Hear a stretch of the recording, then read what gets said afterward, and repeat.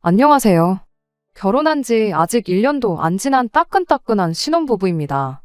제가 이렇게 오늘 사연을 보내게 된 이유는 장남도 아닌데 집안 제사에 책임감이 넘치는 저희 시아버지 이야기를 해보려고 해요.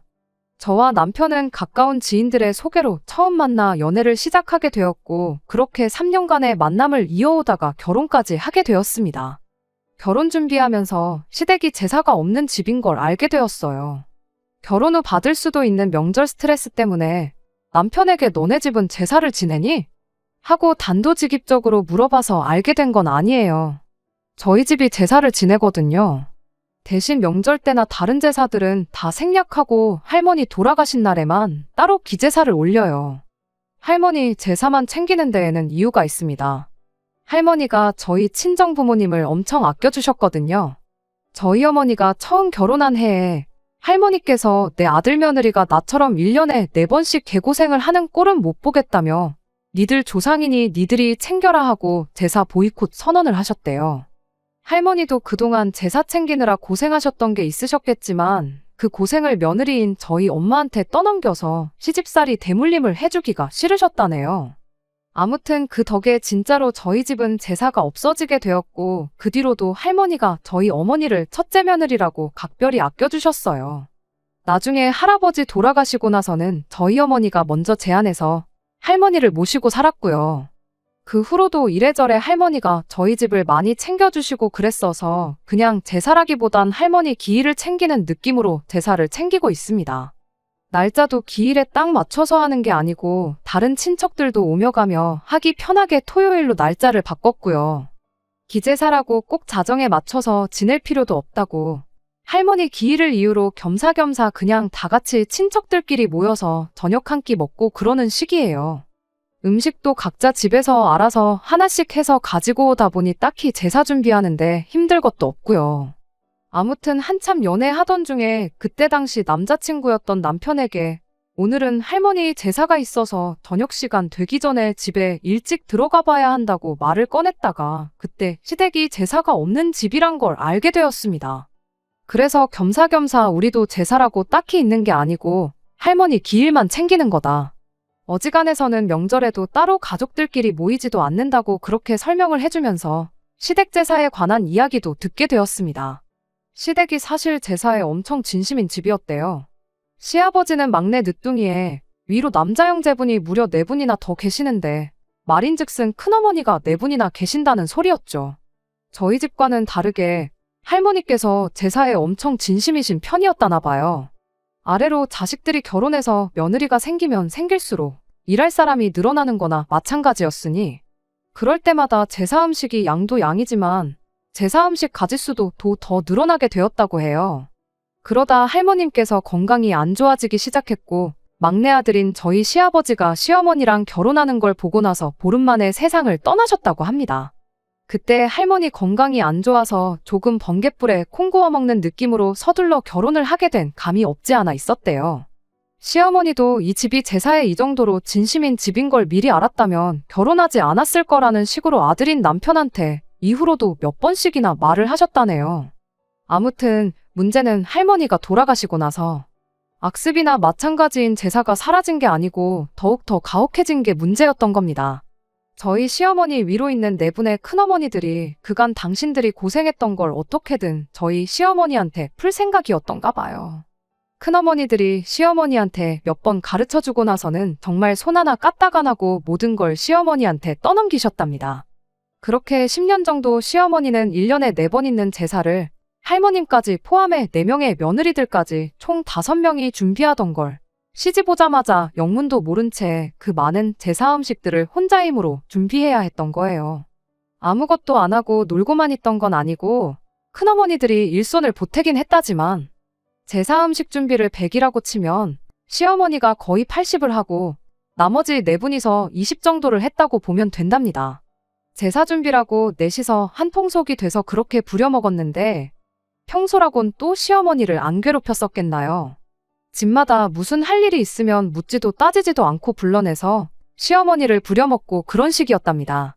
그래도 시어머니가 꾹꾹 참고 그렇게 버티고 계셨는데 남편 아래로 연년생인 신우가 있거든요. 그 신우 때문에 결국 저희 시어머니가 폭발을 하게 되었던 거예요. 그날도 한참 시어머니 혼자서 전날 저녁부터 거의 꼬박 밤을 새다시피 해서 제사 음식을 준비하고 계셨다고 해요. 아침 일찍부터 해서 하나둘씩 친척들이 모이기 시작했고 시어머니가 거의 모든 준비를 마쳐놓은 상황에 큰어머니 네 분께 잠깐 쉬고 올 테니 마무리 좀 부탁한다고 하고 잠깐 방에 들어가셨답니다. 밤을 거의 새다시피 해서 준비를 하셨다 보니 잠깐 눈 좀 붙이고 나올 생각이셨던 거죠. 그렇게 한 30분 정도 눈을 붙이고 다시 나오셨는데 나오자마자 시어머니가 거기서 기겁을 하셨다는 거예요. 나가보니까 4명의 큰어머니들에 둘러싸여서 당시 9살밖에 안 된 신우가 동태전을 뒤집고 있었답니다. 세상에 큰어머니라는 사람들이 9살밖에 안 된 조카한테 일을 시킨 거죠. 물론 아예 일을 떠넘긴 건 아니고 자기들 전부 치는데 이리 오라고 해서 앉혀놓고 너도 해보라고 뒤집개를 쥐어줬던 건가 봅니다. 아버님이 늦둥이인데다가 막내다 보니 남편이나 신우가 다른 친척 형제들하고도 나이차가 상당히 나는 편이에요. 시어머니 입장에선 지난 10년 세월 동안 지들 자식들한테는 전을 부치기는커녕 주방 근처에는 혹시나 기름이라도 튈까봐 얼씬도 못하게 했고 한참 시어머니 혼자서 전을 부치고 있으면 애들 먹인다고 빈 그릇 들고 와 덜어가서 챙겨주기 바빴었다는데 당장 9살밖에 안 된 당신 딸한테는 먹어보라고 전을 먹여주기는커녕 너도 뒤집어보라고 일을 시키고 있으니 그걸 보고 눈이 안 돌아가는 엄마가 세상에 어디 있겠어요. 그 와중에 큰어머니들이 저희 시어머니한테 네 딸 전 부치는 것 좀 보라면서 엄마 닮아가지고 일은 기가 막히게 하겠다고 다음번 제사부터는 손이 하나 더 생기는 거니까 우리 동서 좀 편해지겠네 하면서 비아냥대기까지 했다는 겁니다. 그 와중에 10살도 안 된 꼬마애가 뭘 알겠나요. 큰엄마들이 잘한다 하니까 신이 나가지고 그 고사리만한 손으로 뒤집개를 들어 전을 뒤집는데 그걸 보자마자 시어머니가 폭발해서 그날 혼자 힘으로 밤새 준비했던 제사상을 뒤집어 엎어버렸답니다. 남편이 해주는 20년도 더 된 이야기인데 제사상을 뒤집어 엎어버렸다는 그 말을 듣고 제 속이 얼마나 후련하던지. 남편도 엄청 어릴 적이지만 그날만큼은 충격이 커서 그런가 아직도 장면이 기억이 나는 게 있다네요. 시아버지하고도 그날 대판 싸웠다고 하고요. 넌 대체 뭘 했길래 네 형수들이 우리 딸 부려먹으려는 거 막아서지도 못하고 가만히 있었느냐고 어쩌고 저쩌고. 아무튼 그렇게 그날부로 시어머니는 시댁 제사에는 일절 관여하지 않겠다 선언을 해버렸고 그렇게 남편 집에는 제사가 없어졌다는 사실을 알려줬어요. 정확히는 시부모님네가 다른 가족들하고 관계가 소원해져서 그 뒤로 얼굴도 안 보고 지내는 사이가 되었던 거죠. 그 이후로 시부모님네 빼고서 남은 가족들끼리 제사를 지내긴 지냈나 본데 몇 해 못 가고 제사 음식을 네가 하니 내가 하니 왜 나만 하니 그런 문제로 큰어머니들끼리 서로 떠넘기고 싸우고 그러다 결국 제사도 없어지고 온 가족들이 전부 사이가 나빠졌다는 겁니다. 그렇게 공식적으로 시댁에는 제사가 없어지게 되었다고 해요. 그 뒤로 가족들이 사이가 다시 좋아져서 교류하고 지내는 건 또 아니랍니다. 남편은 다른 건 모르겠고 남편이 어릴 적의 일이지만 시어머니가 상상도 못할 만큼 고생을 하셨다는 걸 직접 두 눈으로 보았다 보니 제사에 대해서 남편은 부정적인 생각을 가지고 있었대요. 그런데 저희처럼 제사를 지내는 집이 있다니까 그건 또 새롭다고. 왜 우리 집 어른들은 간소하게 지낼 생각은 안 하고 서로 떠넘기기만 했을까? 그런 식으로 놀라워했었죠. 아무튼 그렇게 본의 아니게 시댁 제사에 얽힌 이야기를 결혼 전부터 알게 되었습니다. 제사를 그때부터 계속 지냈다고 해도 그 때문에 결혼을 안 할 생각도 아니었고 사실 크게 상관없는 이야기나 마찬가지였어요. 그렇게 남편과 결혼해서 작년 5월부터 결혼 생활을 시작했습니다. 시댁이 지방에 있는 데다가 거리도 엄청 멀리 있다 보니 자주 찾아뵐 일은 없었어요. 결혼 전에 인사드리러 간다고 한번 찾아뵈었던 게 전부였습니다. 상견례는 친정하고 딱 중간쯤 위치해서 했었다 보니 그 뒤로는 정말 시댁까지 갈 일이 전혀 없었어요. 신혼여행 다녀와서도 안부 인사만 전해드리고 끝이었습니다. 시부모님 두 분 다 거리가 워낙에 멀다 보니까 오히려 먼저 뭐하러 그 멀리까지 고생스럽게 오며 가며 하냐고 피곤할 텐데 그냥 집에서 쉬라고 해주셨었고 그러다 보니 결혼하고 처음 맞는 첫 명절인 추석이 오기 전까지는 시댁에 따로 시간 내서 찾아갈 일이 없었어요. 그냥 일주일에 한두 번씩 안부 전화만 드리고 그러는 시기였습니다. 그러다 이제 시댁에 다녀올 일이 다가오게 되었습니다. 명절인 추석이 다가오고 있었거든요. 지난 추석이 연휴라기에는 뭔가 아쉬운 그런 느낌이었어요. 크게 다르게 있겠냐마는 굳이 주말을 끼고 쉰다면 주말을 연휴 앞에 껴서 토일월화수 쉬는 것보다 연휴 뒤에 껴서 수목금토일 이렇게 쉬는 게 훨씬 더 쉬는 느낌이 나잖아요. 양가에 인사드리러 가는 거 먼저 끝내고 주말까지 내리 푹 쉴 수 있으니까 말이에요. 그런데 그러던 중 저희 회사에서 직원복지 차원에서 길게 쉬고 오라고 목요일, 금요일을 아예 재량휴일로 만들어줬습니다. 5일짜리 연휴가 난데없이 9일짜리 거의 휴가에 맞먹는 황금 연휴가 돼버린 거죠. 결혼이다 신혼여행이다 해서 휴가도 미리 땡겨 써버린 바람에 내년까진 꼼짝없이 회사만 나가겠구나 싶었는데 완전 운이 좋았죠. 혹시나 싶어서 남편도 회사의 상황을 설명하고 연차 신청을 냈는데 감사하게도 회사에서 그렇게 쉬라고 허락을 해준 덕분에 남편도 똑같이 황금 연휴를 즐길 수가 있게 되었어요. 남편과 상의 후 양가에는 연휴가 시작되기 직전에 있는 주말을 활용해 다녀오기로 했고 남은 기간은 뭐 어디 해외여행이라도 가야 하나 하면서 한참 행복한 고민을 하고 있었습니다. 일단 친정에 먼저 연락을 했어요. 친정 부모님은 뭐 명절이 대수냐고 그냥 주말이든 언제든 안 와도 되니까 하루라도 더 둘이서 즐기다 오라는 대답을 들었습니다. 그 말을 듣고 곧바로 시댁에도 연락을 했어요. 시댁이 거리가 워낙에 있다 보니까 시어머니 입장에선 자주 보지도 못하는데 명절에도 건너뛰라고 하기는 조금 그랬었나 봐요. 그래서 토요일에라도 일찍 들렀다 가면 좋겠다는 식으로 대답을 하셨고요. 애초에 그날쯤 해서 다녀올 생각이었다 보니 섭섭하거나 그런 건 없었습니다. 친정에는 안 가도 되게 되었으니 그냥 아예 그러면 토요일날 가서 하루 자고 일요일까지 해서 이틀 내내 시댁에서 시간을 보내고 여행을 출발하면 되는 건가 하고 그렇게 계획을 세웠죠. 그러다 그날 저녁에 시아버지한테서 전화가 왔어요. 아무리 그래도 명절을 건너뛰는 건 그렇지 않냐면서 추석 당일날에 시댁에 오는 걸로 하라고 말을 바꾸시더라고요. 시어머니한테만 말씀드리고 허락을 받아낸 거였다 보니 아버님 딴에는 기분이 좀 안 좋았나 봐요. 남편이 아버님께 모처럼 9일짜리 연휴인데 사정 좀 봐주시면 안 되겠냐고 몇 번을 물었지만 시아버지는 절대 안 된다며 고집까지 부리기 시작했습니다. 명절 무시하고 그렇게 시댁에 오면 그냥 아무 때나 주말에 오는 거랑 뭐가 다르냐면서 말이에요. 그렇게 결국엔 명절날 시댁에 찾아뵙는 걸로 이야기를 끝내고 전화를 끊었습니다. 전화 끊고 나서 몇 시간 지나지 않아 시어머니한테서 다시 전화가 걸려왔어요. 당신 딴에도 저희들 연휴 맞아서 어디 좀 길게 다녀오게 해주라고 몇 번을 설득했었는데 시아버지가 워낙에 완고하게 나오는지라 어쩔 수 없었다면서 미안하다고 하시더라고요.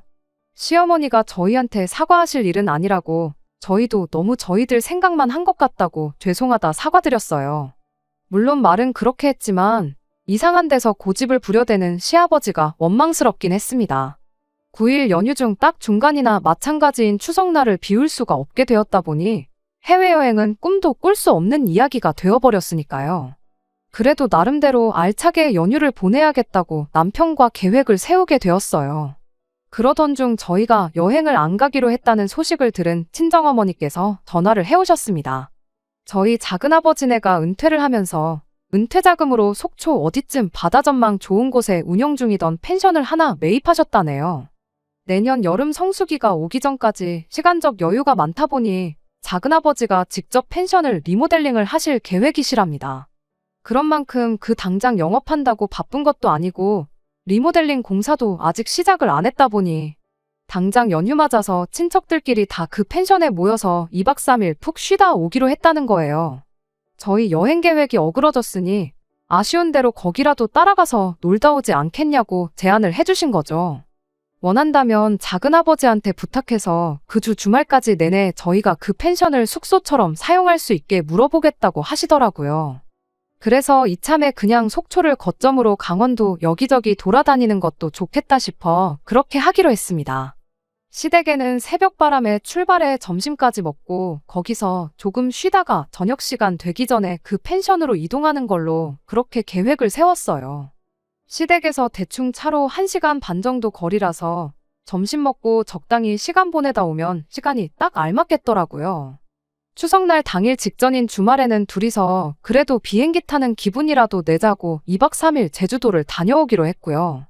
그렇게 연휴가 시작되었고 저희는 계획한 대로 토요일에 제주도에 도착해서 시간을 보냈습니다. 거기서 즐겁게 시간을 보내고 월요일 점심쯤 해서 비행기 타고 집에 돌아왔어요. 다음 날에 아무래도 운전을 많이 해야 했다 보니 그날은 그냥 다른 거 더 안 하고 집에 오자마자 바로 잠을 청했죠. 그렇게 새벽에 일어나서 시댁으로 출발하려는데 시어머니한테서 전화가 몇 통이나 와 있더라고요. 톡을 보니까 시어머니가 오지마 이렇게 한마디 보내놓으셨었는데 왜 그러시냐 전화를 해보자니 시간이 한참 주무실 새벽 시간대라 그냥 그대로 부랴부랴 출발했어요. 오지 말라고 보내놓은 톡이 저희 딴에는 그냥 아버님이랑 말다툼 같은 거 하셔서 그러신가 보다 하고 대수롭지 않게 생각했죠. 그렇게 차로 6시간 거리를 달려서 시댁에 도착을 했습니다. 결혼하고 처음 찾아뵙는 것이니만큼 얼마나 우리를 반겨주실까 잔뜩 기대하고 시댁 현관문을 열었죠. 그런데 그 앞에 펼쳐진 광경이 저도 저지만 남편도 그 자리에 얼어붙어서 이게 무슨 상황인가 파악하느라고 아주 정신이 없어 보였어요. 저희가 집을 잘못 찾아왔나 싶을 정도로 집 안은 처음 보는 사람들로 가득하고 시끌벅적했거든요. 제대로 찾아왔는지 알 수 있었던 건 그 수많은 사람들 가운데 넋이 빠진 얼굴을 하고 음식을 하고 있는 시어머니를 발견하고 나서였어요. 넋이 빠진 얼굴을 하고 있던 건 시어머니뿐만이 아니었습니다.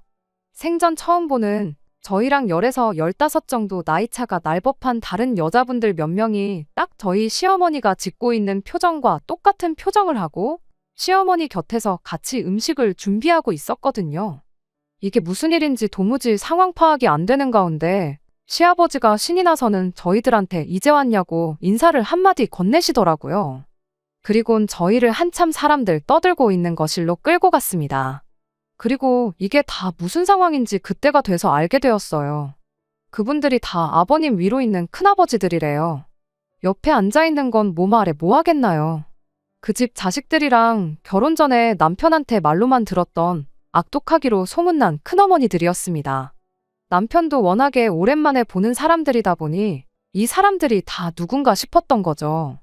그러던 와중에 큰어머니 중 가장 기가 세 보이는 분 한 분이 아버님한테 쟤는 왜 데리고 왔냐면서 저를 턱으로 띡 하고 가르치더라고요.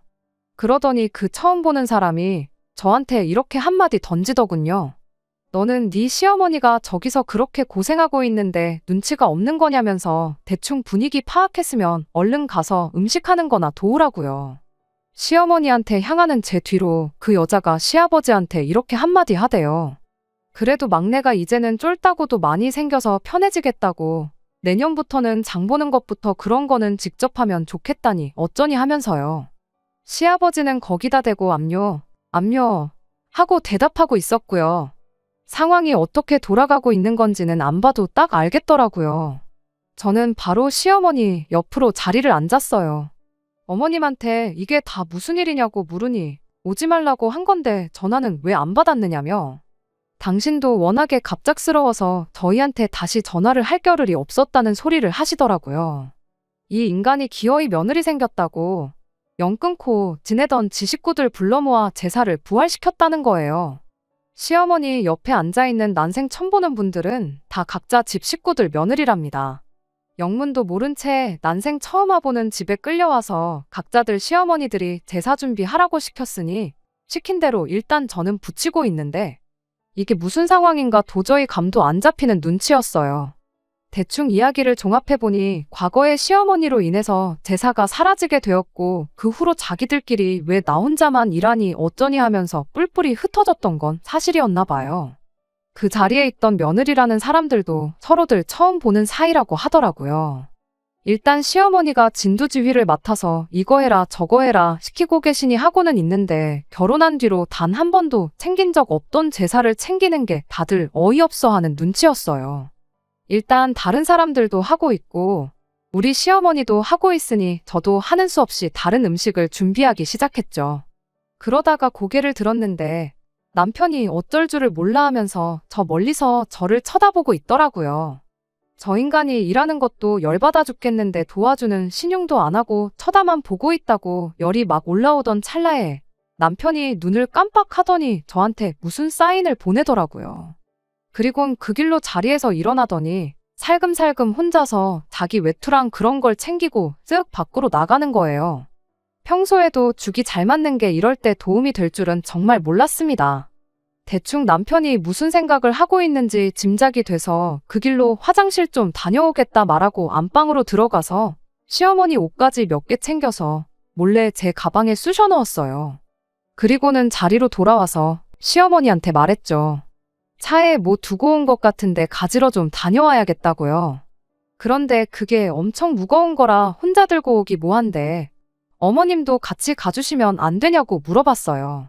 시어머니가 할 일이 이렇게 많은데 가긴 어딜 가냐며 저 중에 아무한테나 부탁해서 같이 다녀오시라고 하시는데 제가 최대한 애교 부리면서 시어머니한테 어머님하고 같이 가고 싶다고 어머님도 이참에 바깥바람도 쐬고 허리도 좀 피시라고 그렇게 이야기했습니다. 제가 시작부터 무거운 거라고 못을 박아놓고 말을 꺼냈다 보니 남이나 마찬가지라 큰형님이라고까지 하긴 뭐하고 호칭을 뭐라고 해야 좋을지 모르겠는데 아무튼 그 큰아버지네 며느리들은 난데없이 끌려와서 전부치고 있는 것도 열받아 죽겠는데 짐까지 들고 와야겠냐는 표정으로 애써 저희들 시선을 피하고 후라이팬만 바라보면서 음식 준비하는데 여념이 없었어요. 덕분에 아무 방해 없이 시어머니를 모시고 밖으로 나올 수 있었죠. 아니나 다를까 차에 가니 남편이 시동 걸어놓고 저희를 기다리고 있었습니다. 한마디도 안 했는데 어떻게 알고 거기에 엄마까지 모시고 왔냐고 하면서 완전 대박이라고 하더라고요. 남편은 애초에 그 자리에서 저를 데리고 도망칠 계획이었는데 제가 그 와중에 시어머니까지 모시고 나올 줄은 몰랐던 거예요. 시어머니한테 제가 말했죠. 제사 지내는 건 저기 있는 사람들한테 알아서 하라 그러고 어머님은 저희랑 같이 놀러 가시자고요. 어차피 어머님이 어느 정도 다 끝내놓으신 거 아니냐고 그 정도 해줬으면 충분히 하셨다고 말하고 그 길로 저희는 시어머니를 납치하듯 끌고 저희 작은아버지가 인수하셨다는 펜션으로 바로 향했어요. 시어머니도 처음에는 이래도 되겠냐면서 주저하셨지만 나중간이 에라 모르겠다 하시면서 빨리 출발하라고 하시더라고요. 차가 출발하자마자 옷 구겨진다고 제가 안방에서 챙겨나온 시어머니 옷을 가방에서 꺼냈죠. 남편이 그거 보고 또 대박이라고 그 와중에 엄마 옷까지 챙겨서 나올 생각을 했냐면서 놀라대요.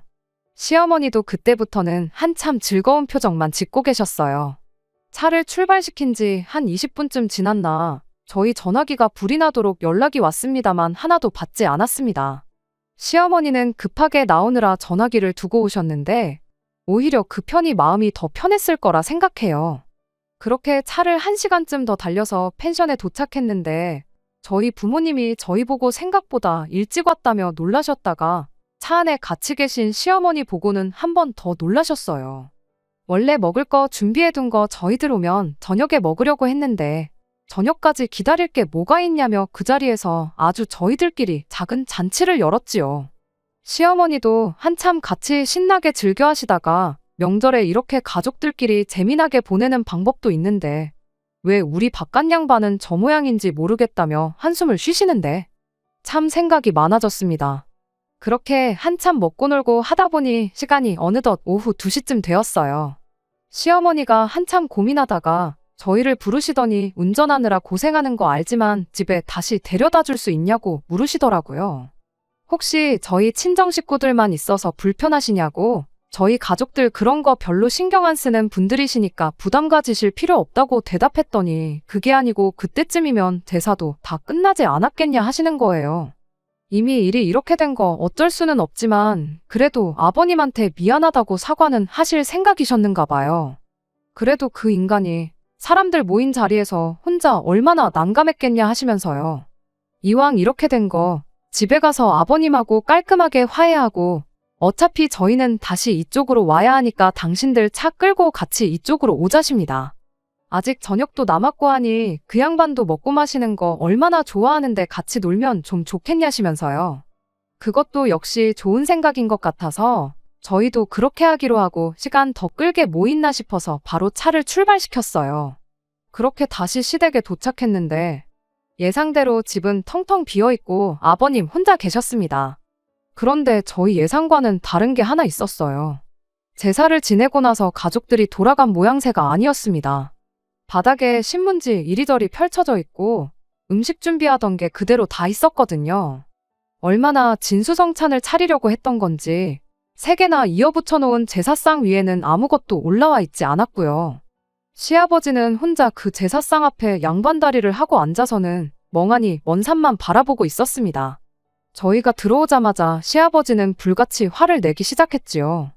20년 만에 뿔뿔이 흩어진 가족들 겨우겨우 하나로 모아서 모처럼 자리를 만들었는데 너 때문에 아주 이제 온 가족들이 2번 다시 만날 일도 없을 사이가 됐다면서요. 저희가 중간에 그런 식으로 나갔다는 걸 알게 되고는 일단 먼저 영문도 모른 채 끌려와서 음식 준비하던 큰아버님들네 며느리들이 들고 일어섰답니다. 그 집 아들들한테 우리가 여기 끌려와서 뭐 하고 있는 거냐고 하면서 그 길로 자기들도 음식이고 제사 준비고 안 한다고 했다는 거예요. 저희보다 많아봐야 40대 중후반인 분들인데 그 또래의 아내 이겨먹고 한 번도 지낸 적 없던 제사 준비하라고 큰소리칠 남편이 몇이나 되겠나요. 그전까지야 저희 시어머니가 대표로 총대 메고 고생하고 있으니 어찌어찌 통솔이 되는 분위기였는데 저희가 그냥 그렇게 갔다는 사실을 알고는 하나둘씩 자리를 떠나간 겁니다. 당신들 며느리가 없다고 그 자리에 바통을 넘겨받아 음식 준비를 하실 큰어머님들이셨으면 애초에 처음부터 저희 시어머니한테만 일을 시키지도 않았겠지요. 당장 일할 사람들이 아무도 없어지니 그분들도 그 길로 시아버지한테 한마디씩 하고 집을 떠나갔다는 겁니다. 시아버지는 혼자 망연자실해서 저희 올 때까지 그렇게 혼자 앉아서 멍 때리고 있었던 거고요. 시어머니는 그렇게 된 상황에 처음에는 난감해하면서 아버님한테 미안하다고 일이 이렇게까지 될 줄은 몰랐다며 계속 사과를 하셨어요. 저희도 너무 경거망동을 한 건가 싶어서 한참 고개 숙이고 같이 아버님한테 혼나고 있었죠. 그 와중에 시아버지가 한마디를 꺼내시더군요. 제사 음식 좀 하는 게 뭐가 힘드냐며. 너 우리 집에 시집 오기 전에 형수님들도 다 하던 거 아니었냐고. 뭐 어디 너만 고생하는 건 줄 착각하지 말라면서 저희들 있는 건 아랑곳하지도 않고 막말을 하는 거 아니겠어요? 20년 세월 가족들 사이 이간질시켜서 서로 등지고 살게 만들었으면 됐지. 이제 다시 좀 잘 지내보려는데 그걸 못 참고 이렇게 집안꼴을 풍비박산 내놓으니 좋으냐고. 올해는 특히 형님들네 며느리들도 있고 우리 며느리도 있고 쫄따구들이 몇 명인데 부려먹기만 하면 돼서 몇 배나 쉬워진 걸 가지고 그게 하기 싫어서 어른이 돼서 그걸 못 참고 내뺐냐고 큰 소리를 치는 겁니다. 그런데 한참을 미안하다는 말만 반복하던 시어머니가 난데없이 시아버지한테 언성을 높이면서 한마디 하셨어요. 그래서 니네 집 식구들이 안 되는 거라고. 이제 보니 아주 똑같은 놈이다 못해 같은 핏줄 아니랄까봐 아주 더한 놈이라면서 어떻게 그 악습을 또 며느리들한테 물려줄 생각을 다 했냐시더군요. 당신도 집집마다 며느리들 다 끌고 온 마당에 애들한테 떠넘기면 안 힘든 거 몰랐겠냐입니다. 그런데 그렇게 하면 지난 시간 동안 상종도 못할 인간들이라고 생각했던 당신 형님들이랑 큰동서들하고 내가 다를 게 뭐가 있겠냐고 하시더군요. 그리고 그렇게 제사를 애들 손으로 넘겨주면 며느리들은 며느리들끼리 신이 나서 잘도 힘을 합쳐 제사를 지냈겠냐고. 모르긴 몰라도 10살이나 넘게 더 어린 우리 애들이 또 독박 쓰게 될 것이 뻔한 거 아니겠냐고 일침을 하시더군요. 아버님은 그 와중에도 한마디도 지지 않고는 예전처럼 1년에 제사 4번씩 챙기려던 것도 아니고 명절 때만 챙기려고 했다고. 고작 1년에 2번 있는 제사 가지고 뭘 그렇게까지 오바를 떠냐면서 남들 다 하는 건데 좀 하면 뭐 어떻냐면서 저한테 대답을 바라시더군요. 제가 순간 당황해서 아무 말도 못하고 있는데 시어머니가 당신이야 아무것도 모르고 결혼해서 결혼 잘못했다 그런 생각만 하고 애들 보면서 10년을 버텼지. 저같이 요즘 애들은 그런 거 참기나 하겠냐고 그렇게 자식 새끼 이혼시키고 그러면 기분 참 좋겠다고 한마디 하시는 겁니다. 하긴 그러니까 우리 딸이 10살도 안 된 나이에 전부치고 있는 모습 보고 지 가족들하고 시시덕거리면서 잘한다고 박수나 치고 있지. 그때 알아봤어야 했는데 몰라본 내 잘못이라며 아주 분통이 다 터진다고 가슴을 내리치시는 거예요. 그러다 그때 이혼 못했다고 지금도 못할 거 있냐면서 난데없이 시아버지한테 이혼하자는 이야기를 꺼내셨어요. 그 말이 나오기 무섭게 아버님을 포함해 저희 둘까지도 깜짝 놀라서 시어머니를 쳐다봤습니다. 그 표정만 봐도 얼마나 진심인지가 느껴졌죠. 제가 나서서라도 뭘 이혼까지 하시냐 하고 말려야 하나 싶었는데 도무지 입이 떨어지지가 않을 정도였어요. 그건 며느리인 제가 아니라 아들인 남편도 똑같았나 봐요. 그렇게 저희는 아무 말도 못하고 있었는데 어머님이 아버님한테 당신 말이 맞다고 1년에 4번도 지내던 제사인데 2번이 뭐가 힘들겠냐. 남들도 다 하는 건데 어려울 거 없다고. 그러니까 그 잘난 니네 집 제사상은 상관도 없는 남의 집 딸 자식들 부려먹어서 지낼 생각 하지 말고 니들 손으로 직접 지내면 되는 거 아니냐고.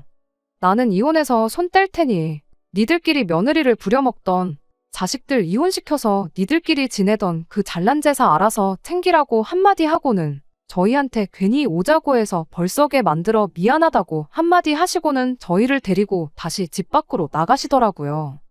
나오시면서도 저딴 인간 밥 챙겨주자고 여기까지 오자고 한 게 다 후회가 된다시며 이제야 속이 후련하다고 한마디 하시대요. 결국 저희는 그렇게 다시 펜션으로 돌아왔어요. 오는 길에 신우한테 주소를 찍어줬는데 거리가 있다 보니 저희 저녁 먹기 시작하고 한참 지나서 신우가 도착을 했습니다. 전화로 대충 자초지종을 설명해줬는데 신우는 뭐 대화고 뭐고 할 것도 없이 도착하자마자 시어머니한테 이혼 결정 잘하셨다고 한마디 해주더군요. 엄마 챙기는 건 딸밖에 없다는데 그게 무슨 말인지 딱 알았어요. 아마 모르긴 몰라도 그날 아침에 신우가 시댁에만 있었더라면 일이 그 지경까지 가기 전에 신우 선에서 큰아버지고 큰어머니고 시댁에 발도 못 붙여보고 쫓겨나지 않았을까 하는 생각까지 들었습니다. 아무튼 심각한 이야기는 생각보다 금방 끝났고 그렇게 저희는 저희대로 즐겁게 먹고 즐기고 시간을 보냈네요. 원래는 저랑 남편 둘이서 그 펜션에서 연휴 끝날 때까지 있다 가려고 했는데 이렇게 된 거 시어머니와 신우도 같이 해서 넷이서 시간을 보내게 되었습니다. 그 후로 시어머니는 바로 이혼 준비를 시작했고 그동안은 서울에서 신우랑 같이 지내기로 했어요. 재산 분할받으면 지금 집이 좁은 편이라 신우랑 같이 지낼 만한 넓은 집을 알아봐야겠다시는 걸 보니 시아버지가 어떻게 사과를 해와도 다시 합치실 생각은 없는가 봐요.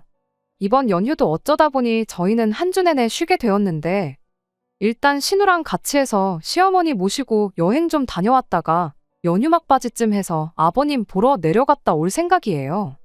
혹시 또 제사 준비니 어쩌니 해서 명절 당일날 오라고 하시면 그냥 안 갈 생각이긴 합니다만 그래도 어머님이랑 이혼하신 거지 저한테는 아직 시아버지니까 제 할 도리는 하고 살려고요.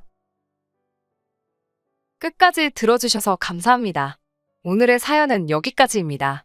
구독과 좋아요, 알람 설정 부탁드리고 더 좋은 사연으로 다시 찾아뵙겠습니다. 감사합니다.